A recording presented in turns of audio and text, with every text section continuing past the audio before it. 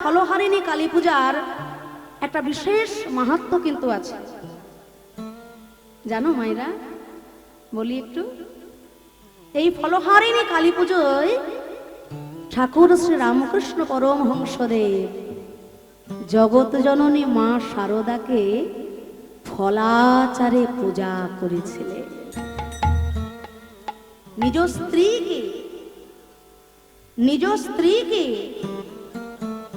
গাছের নূতন নূতন ফল দিয়ে, আম জাম কাঁঠাল, এই সময় গাছ ভরা নূতন নূতন ফুল ফল, তা নানা রকম ফলাচারে ঠাকুর শ্রী রামকৃষ্ণ পরমহংসদেব জগৎ জননী মা শারদা মায়ের পূজা করেছিলেন মাতৃজ্ঞানে।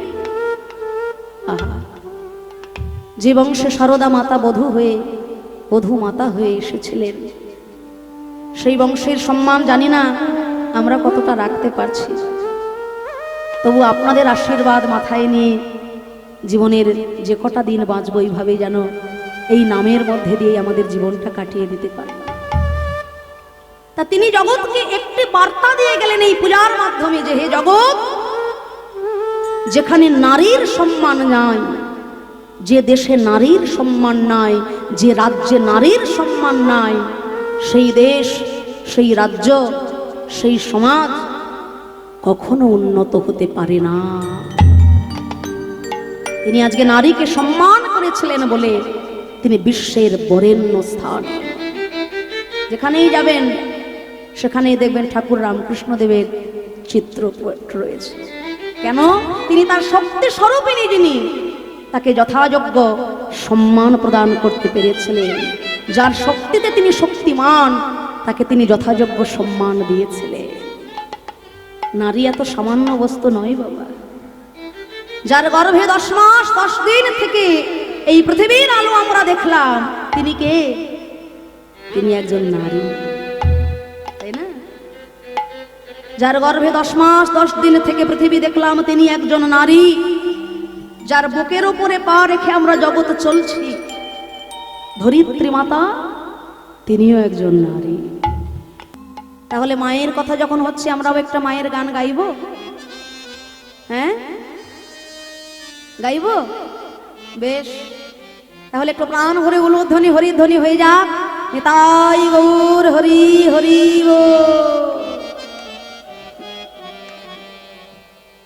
বলে কে পরালো শ্মশান চিত, ওই ভস্ম দিল কে মাগো, চোখের কাজল সারা গায়ে মাখিয়ে দিল কে মাতো, চোখের কাজল সারা গায়ে মাখিয়ে দিল কে। বলে কে পরালো শ্মশান চিতার, কে পরালো শ্মশান চিতায়, ওই ভস্ম দিল কে মাগো, চোখের কাজল সারা গায়ে মাখিয়ে দিল কে মাতোর, চোখের কাজল সারা গায়ে মাখিয়ে দিল কে।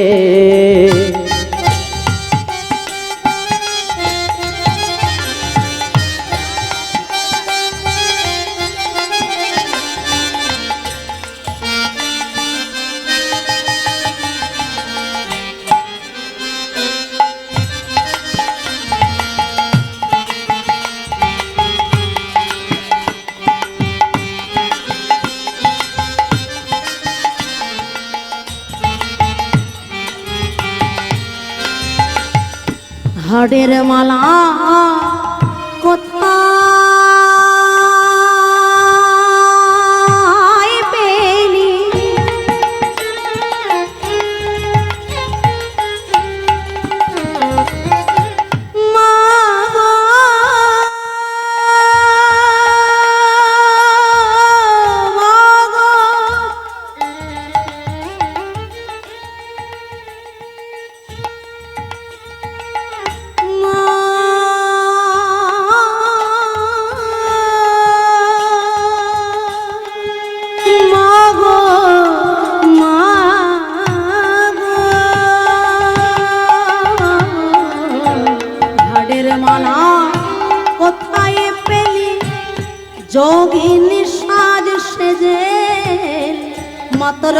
গৌরী নামটি বল না মা। মা তোর গৌরী নামটি বল না মা গো।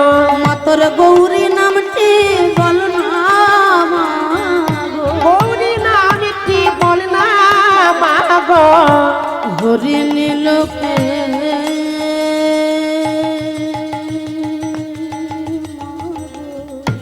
চোখের সারা গায়ে মাখিয়ে দিল। মা তোর চোখের কাজল সারা গায়ে মাখিয়ে দিল কে।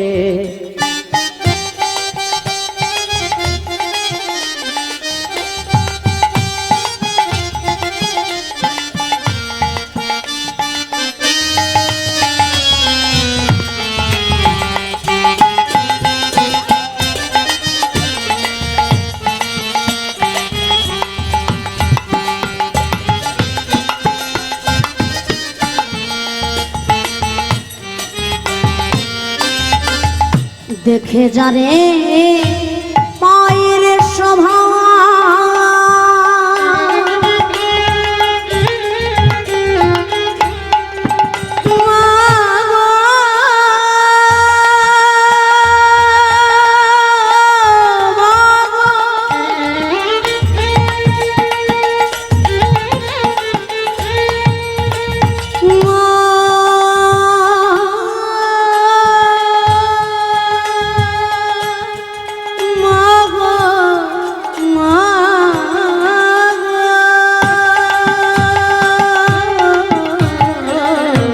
দেখে রানী পায়ের শোভা পানয় তো যেন রক্ত জল।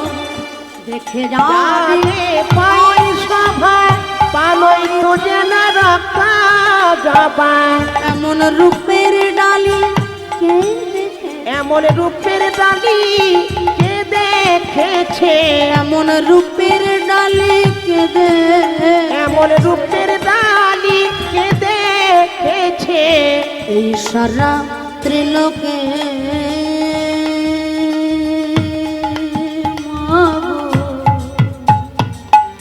চোখের কাজল সারা গায়ে মাখিয়ে দিল।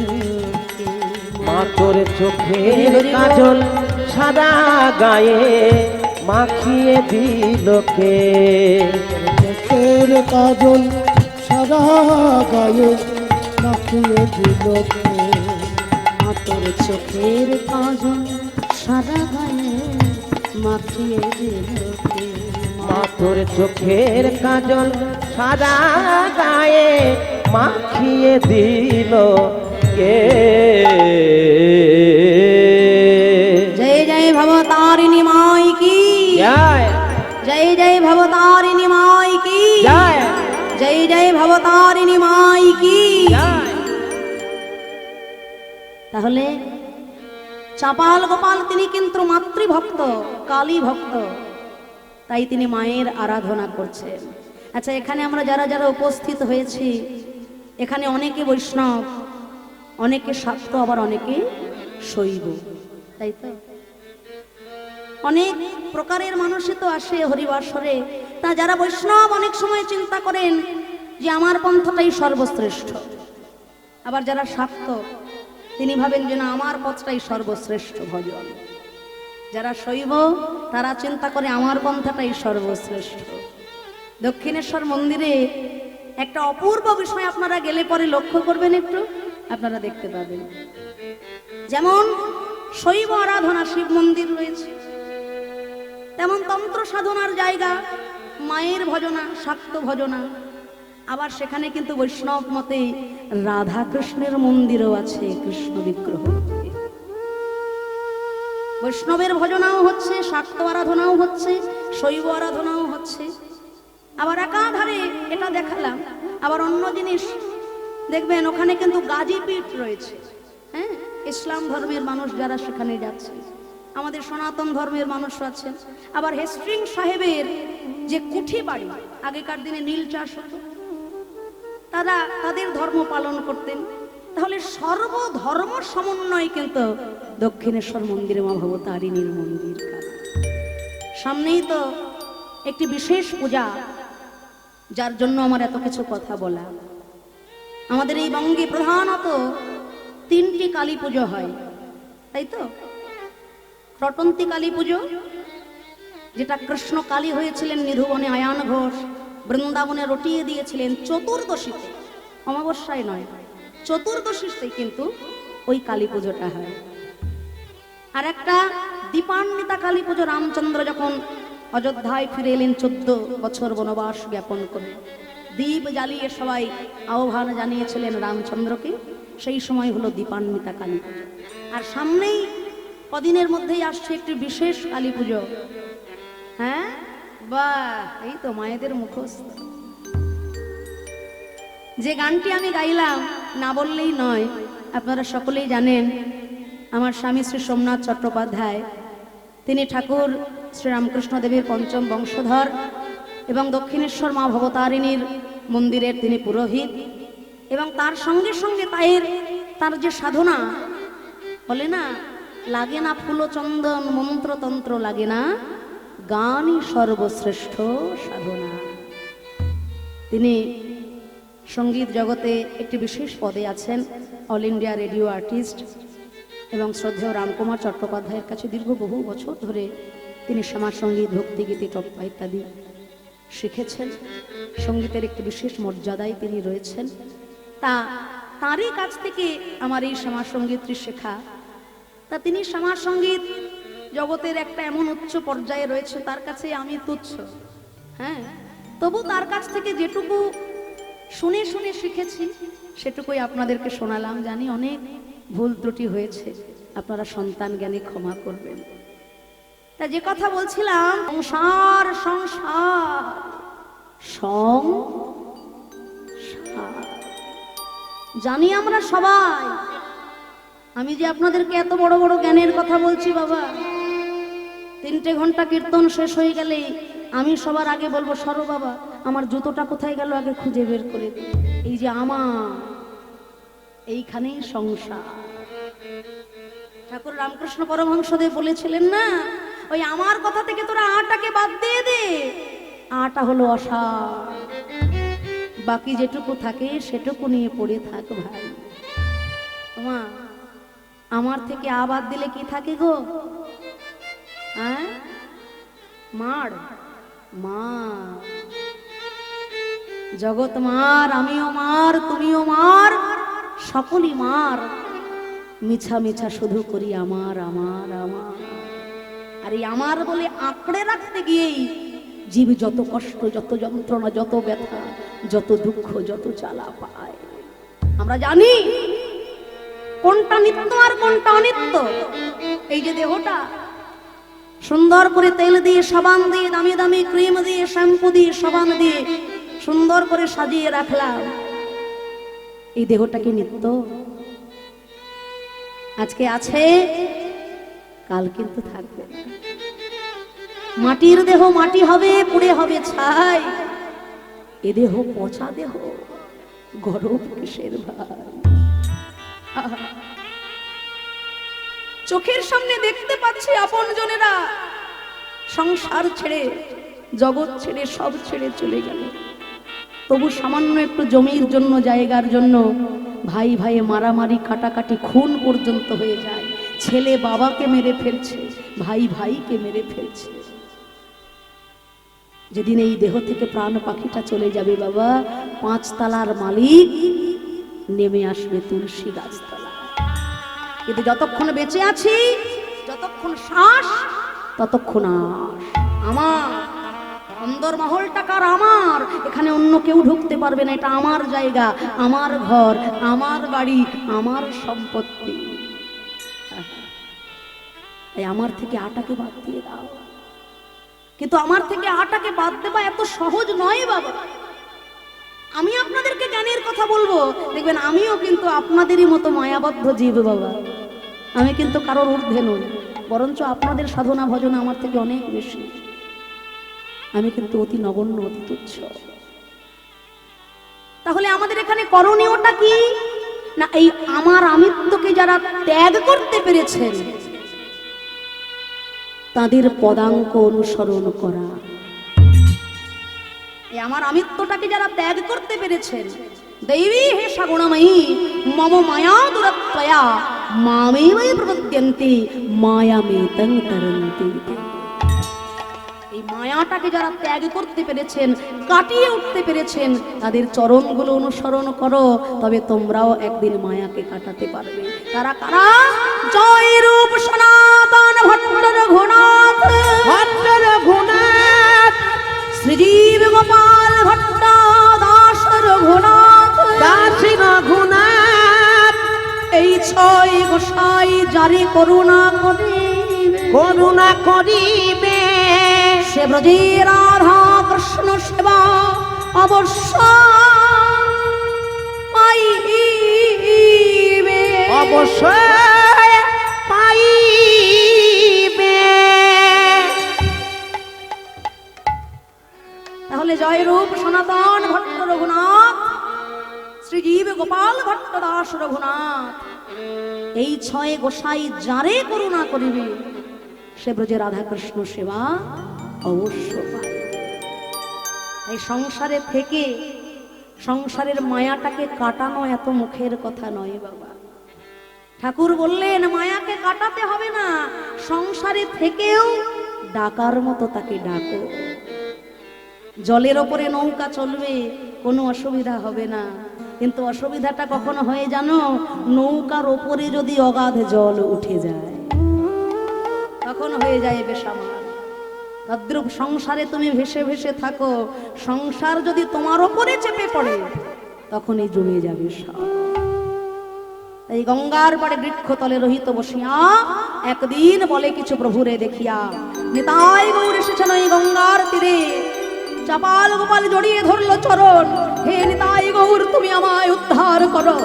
মহাপ্রভু বললেন, আরে পাপী ভক্ত দেশী, ভক্ত দেশী, তোরে নয় উদ্ধারিব, নাই উদ্ধারিব, কোটি জন্ম এই মতে তোরে কিরাই খাওয়াইব, কিরাই খাওয়াইব।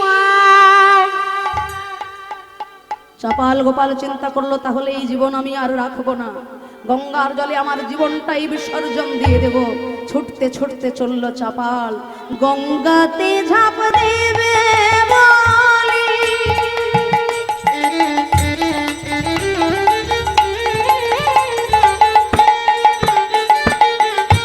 ছুটিয়া চলিল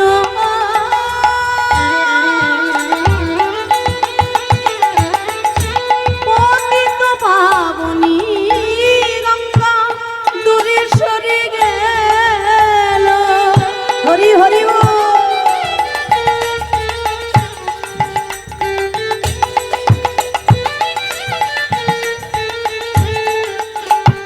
বলে যারে গোপাল যারে ফিরে, যারে গোপাল যারে ফিরে, না করে আমি লব না কলে যারে গোপাল যারে ফিরে, তোরে আমি নব না কানে। যারে গোপাল যারে ফিরে, আহা তোরে আমি নব না কোনে, যারে গোপাল যারে ফিরে, আহা তোরে আমি নব না কোনে, যারে গোপাল যারে ফিরে, তোরে আমি নব না কোনে, যারে গোপাল যারে ফিরে, আহা তোরে আমি নব না কোনে, যারে গোপাল যারে ফিরে, তোরে আমি নব না কোনে। যারে গোপাল যারে ফিরে। পতিত পাবনী গঙ্গার কৃপায় সেই গঙ্গার পাড় থেকে একটা নৌকা নিয়ে চাপাল গোপাল চললেন কাশী বিশ্বনাথ ধামে। পরম বৈষ্ণব শিব শম্ভু ভোলা মহেশ্বর বললেন, ওরে চাপাল, সর্বসৎ গুণ হয় বৈষ্ণব শরীর,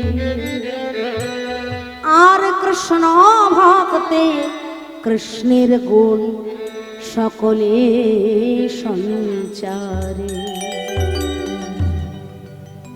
মহাবৈষ্ণব শ্রীবাস পণ্ডিতের কাছে ক্ষমা না চাইলে ব্রহ্মা বিষ্ণু মহেশ্বর তোমায় ক্ষমা করতে পারবেন না।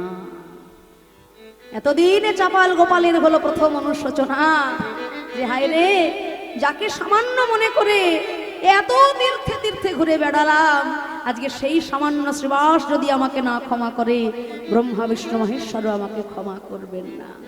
না, আর অহংকার করব না। নবদ্বীপে ফিরে যাব। নবদ্বীপে ফিরে গিয়ে আমি নিতাই গৌরের পায়ে ধরব, আমি শ্রীবাস পণ্ডিতেরও পায়ে ধরব।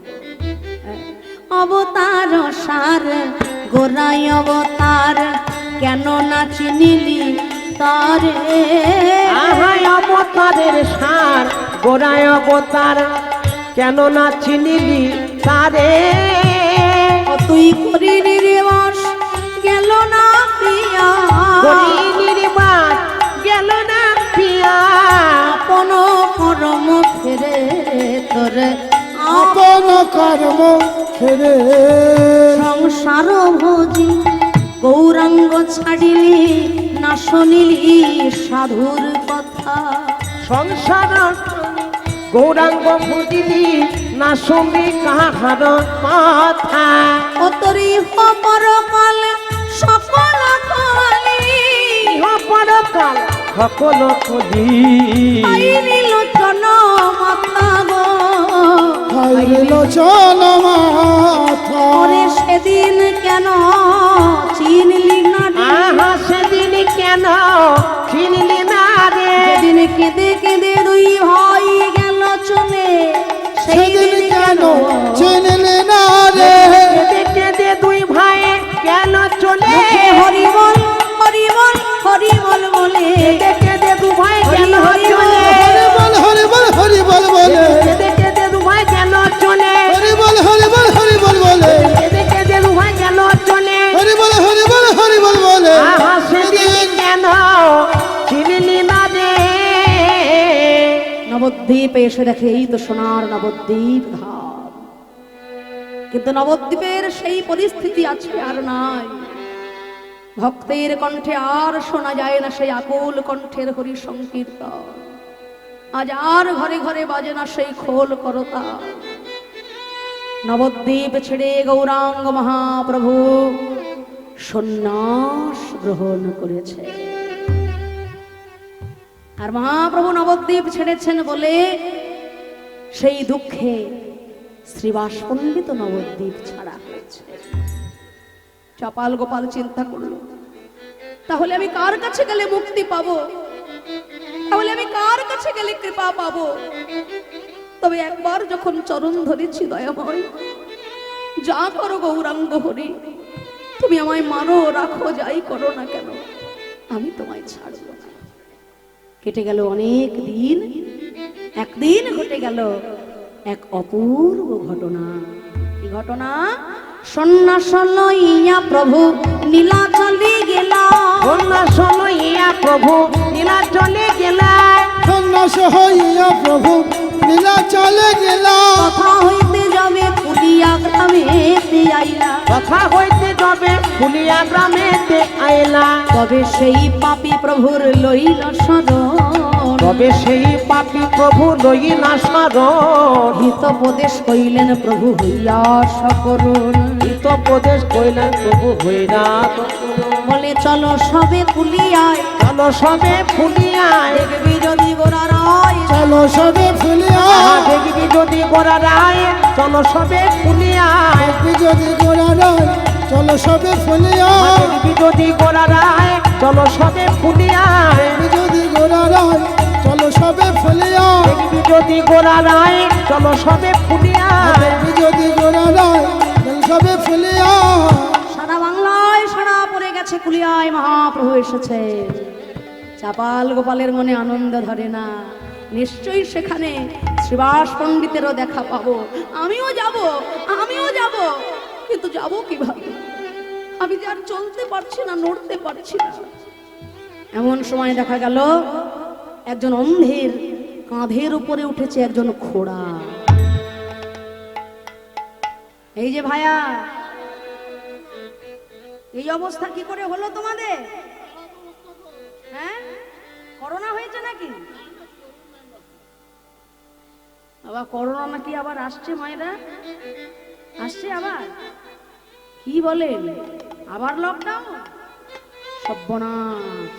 ভুলেও নাম আর নেবেন না, ভগবানকে ডাকুন। শোনো ভাই, কি হয়েছে? হ্যাঁ, তা তোমাদের এই অবস্থা কেন হলো? হ্যাঁ হ্যাঁ, কারা? লাগান ভাগান? আচ্ছা আচ্ছা, ভুল দেখেছো, ভুল দেখেছো, মিথ্যে কথা বলেছো, ওই জন্য অন্ধ। আমাকে দেখতে পাচ্ছ? কটা আঙুল? সত্যি তাহলে দেখতে পাই। আচ্ছা তুমি অন্ধ? আচ্ছা তোমার পাশে ওকে খোড়া, উঠতে পারে না? আচ্ছা, ও খোড়া হয়ে বসে আছে, খোড়া হয়ে বাজাচ্ছে।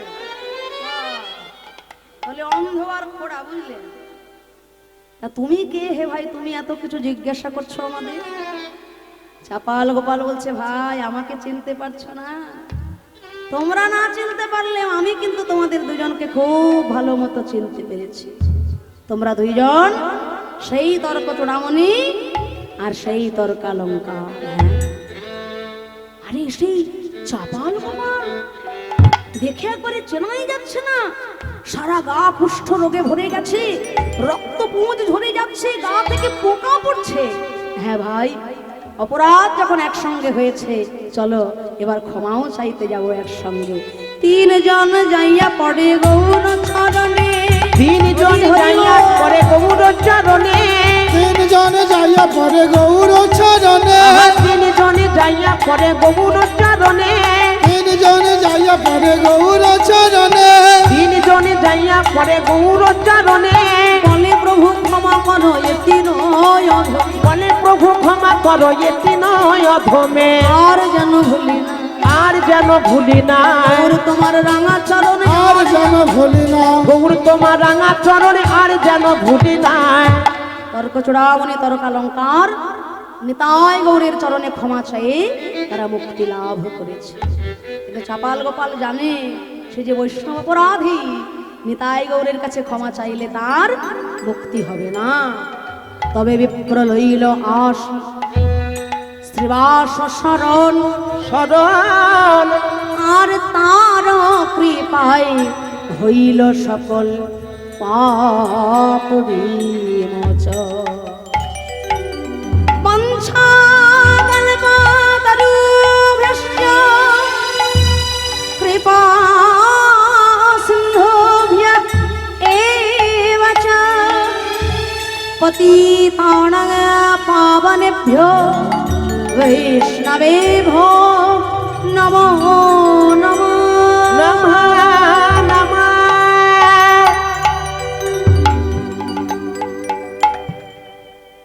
কুলিয়া গ্রামে আপনারা যারা যাবেন দেখবেন এখনো এই লীলার সাক্ষী দেওয়ার জন্য কুলের পাটে সেই অপরাধ ভঞ্জনের ঘাট আছে, যেখানে স্নান করে শ্রীবাস পণ্ডিতের চরণ ধুলা অঙ্গে মেখে এতদিনের দুরারোগ্য কুষ্ঠ ব্যাধি হতে চাপাল গোপাল মুক্তি লাভ করেছিল। সবাই প্রাণ ভরে বলবেন, মহাবৈষ্ণব শ্রীবাস পণ্ডিত কি, মহাবৈষ্ণব শ্রীবাস পণ্ডিত কি, জয়। মহাবৈষ্ণব শ্রীবাস পণ্ডিত কি। জয়। মহাপ্রভু বললেন, এসো চাপাল, যেই মুখে করিলা তুমি বৈষ্ণব নিন্দন, আজ সেই মুখে করহ তুমি বৈষ্ণব বন্দন। প্রভু আমি পারবো? নিশ্চয়ই পারবে চাপাল। আজ হতে বৈষ্ণব জগতে তোমার নাম হলো দেবকী নন্দন দাস। এই নামে তুমি বৈষ্ণবের বন্দনা লেখো। চাপাল গোপাল লিখলেন বন্দনা। কি লিখলেন? চলুন আমরাই গাইব, করতালি দিয়ে। বৃন্দাবনবাসী আমার গৌর হরির ভক্ত, বৃন্দাবনবাসী আমার গৌর হরির ভক্ত, বৃন্দাবনবাসী আমার গৌর হরির ভক্ত, সবার চরণ বন্দী হইয়া অনুরক্ত, সবারই চরণ বন্দী হইলাই অনুরক্ত। মনের বাসনা পূর্ণ অচিরাতে হয়, মনের বাসনা পূর্ণ অচিরাতে হয়। দেবকী নন্দন দাস হইল ভয়। দেবকী নন্দন দাস হইল ভয়। পিছনে এসে দাঁড়িয়েছে নিস্তারিণী স্বামী। তুমি যে আমার কত দামি,